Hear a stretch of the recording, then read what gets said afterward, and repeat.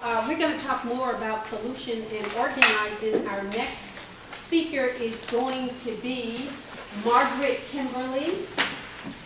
She is a senior editor at Black Agenda Report, and she is the columnist for Freedom Writer. Margaret Kimberley. This is a good week to have a panel with this title, with our president running around the world showing his behind. But at any rate, that's a little adlib. This is a fortuitous week to have this panel discussion, was how I wrote it.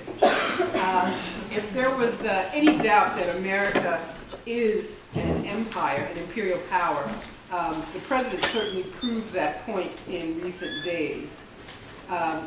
Just like all his predecessors, he loves to use service personnel as a backdrop when he wants to deliver bad news to most of the planet. And this week he first went to Afghanistan, and then he went to the U.S. Military Academy at West Point to make it clear to everybody that he's morphed into George W. Bush. He even uses the same words. I don't know if you noticed that. But we at Black Agenda Report, we've always pointed out how the love of seeing this black president has silenced so many people, not just the black community, but many progressives as well, and kept us from speaking out on issues that would ordinarily be anathema to us. But the sight of this man uttering the words of white supremacy and manifest destiny should have raised an uproar. I know it turned my stomach. And there was one funny, there's always some humor to find in the situation. The president was in such a rush to get to Afghanistan and talk about world domination that he and his staff inadvertently released the name of the CIA which cracked me up to no end. But anyway.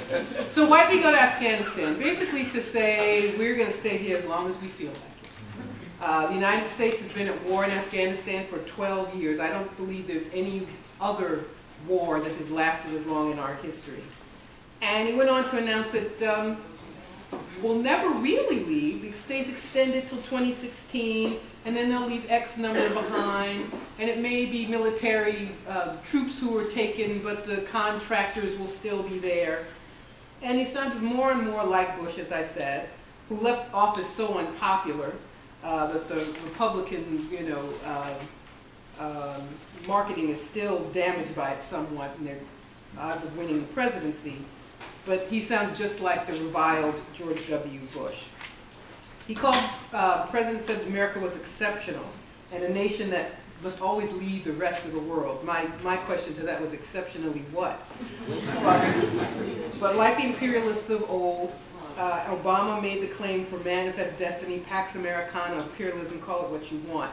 The end result is the same. He told the world there will be no freedom, no democracy, no self-determination for anybody in the world. Any nation, any state, any people who try to make their own decision will be in danger of being crushed by the United States. And I had this thought as I watched him that this man so admired for being the first black president isn't so black after all.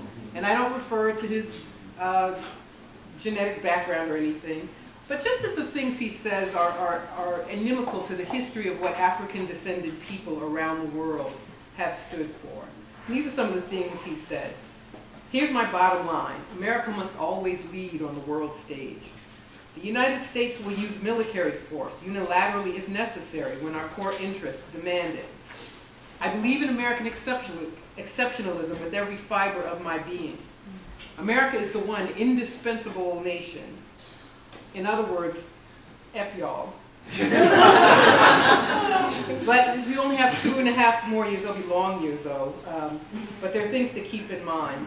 Earlier today, I was on a panel called The Mandela Legacy, which is a very sad legacy. And part of this legacy was that in August 16, 2012, 44 black minors were shot down by police, some of whom were also black. Now, what does this have to do with Obama? Well, simply put, the capitalist system will always find a way to throw a superficial bone.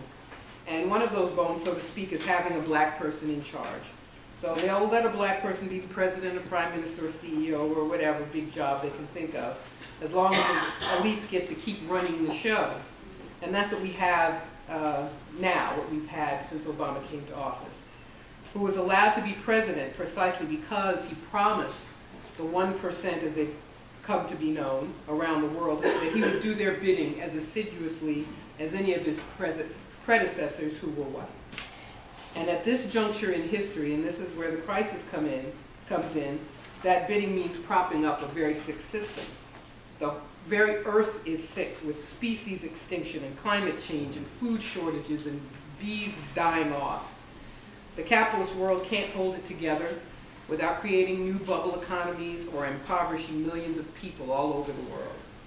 And the only way to try to stave off the inevitable is to use brute force and compel any nation that dare exert their sovereignty out of the game.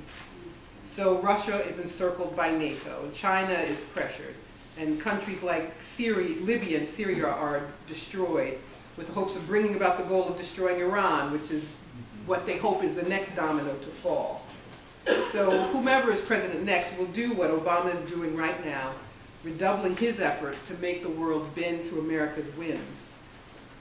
The president runs from Afghanistan to West Point in part because America's military might is unmatched, but also because the empire is in a severe state of crisis. The government is like, we're always told, the wild animal, the predator, is most dangerous when it's wounded, and that seems to be the case right now with this country.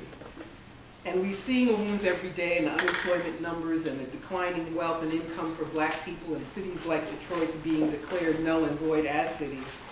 As the old saying goes, if America has a cold, then black people get the flu. But there can be hope for us as long as we name the disease, as long as we speak the truth, and as long as we cast out the infected body parts. It's interesting that as Obama's lame duck status progresses, that various of the misleaders, as we call them at Black Agenda Report, are changing their positions and getting ready for change. Here in New York, we haven't seen much of Al Sharpton in recent years. At Black Agenda Report, we call him King Rat.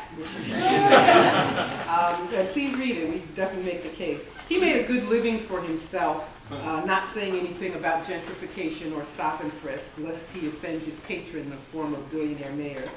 He was Obama's right-hand man in giving cover for all of his abhorrent policies, going on speaking tours with Newt Gingrich to talk about privatizing schools.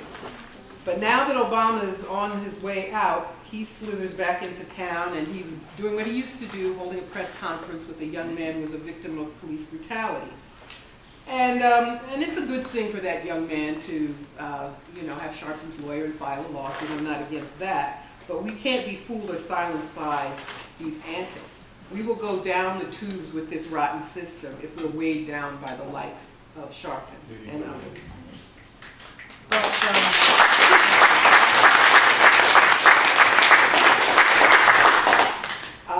But as I said, as this term winds down, I wish I could say that people will wake up on January 21st, 2017 when the new president is inaugurated. I'm not so sure.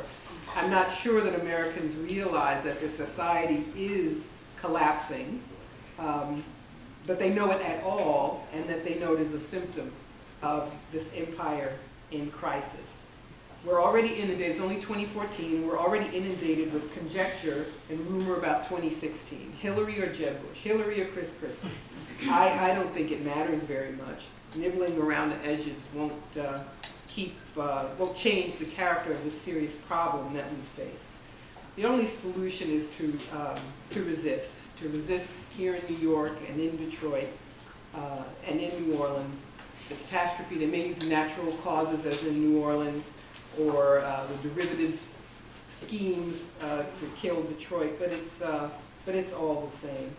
And we have to change our addiction from thinking that a Democrat is better than a Republican, or that it's a wonderful thing to see a black person in a high position.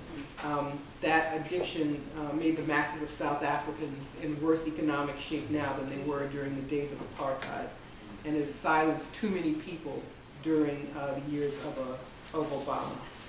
So America is definitely in a crisis. It's part of a much larger one around the world. But the answer is to say that and to resist it. Thank you very much.